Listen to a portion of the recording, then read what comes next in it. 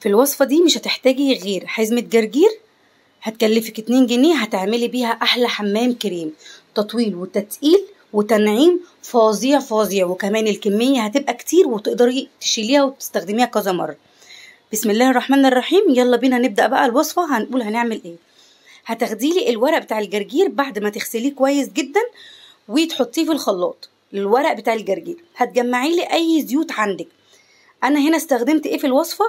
زيت زيتون، زيت خردل، زيت خروع، اي نوع زيوت حابه تضيفيه اضيفيه، مفيش اي مشكله. وبعد كده هحطه في الخلاط واضربهم مع بعض، اللي هو الزيوت والجرجير، ورق الجرجير. انا هنا كان اخر حبه اصلا من زيت الخردل عندي استخدمتهم، واستخدمت زيت زيتون وزيت خروع. تضربيهم كويس كده بالشكل ده. بعد كده هتصفيهم، صفيهم كويس. وبعد كده هتضيفي عليهم معلقه من النشا، معلقه نشا واحده بس، وهتقلبي على البارد. بعد كده هتحطيهولي على النار، هياخد معاكي القوام اللي انت هتشوفيه معايا ده دلوقتي، هو ده القوام اللي احنا عايزينه. هتقلبي الاول على البارد كويس، بعد كده تحطيه على النار تقلبي كويس، هيديكي القوام ده. معلقه نشا واحده. شايفين عمل معاكي كميه قد ايه؟ تمام. هيبرد، هتحطي معلقه من زيت جوز الهند، اي نوع انت تفضليه. انا بفضل اللي هو العلبه الصفيح ده، انا بحبه جدا جدا جدا ومش بستغنى عنه، كل ما بيخلص بجيبه تاني.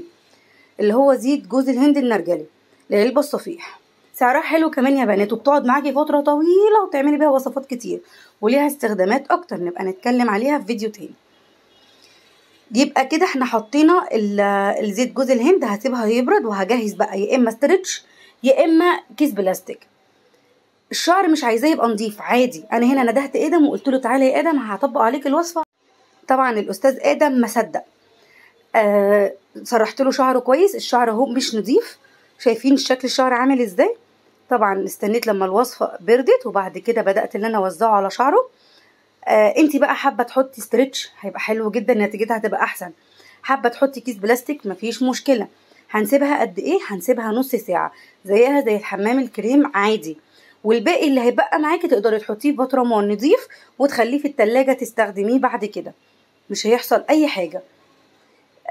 وزعي كويس على الشعر.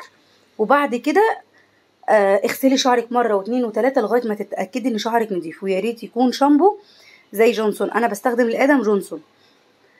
ادي شكل الشعر اهو بعد ما غسلنا شعرنا بقى من الوصفه. مش قادره اقول لكم على جمالها، انا شخصيا على فكره استخدمتها، بس انا حبيت اطبقها على ادم عشان تشوفوها.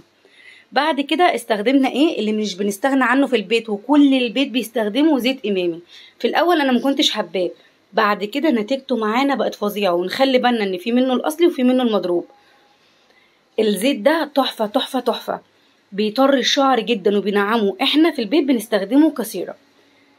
لو الفيديو بقى عجبكم انا عايزه لايكات وشير كتير، وتعملوا منشن لاصحابكم عشان خاطر يشوفوا الوصفه ويستفادوا منها. ده شكل الزيت بتاعنا.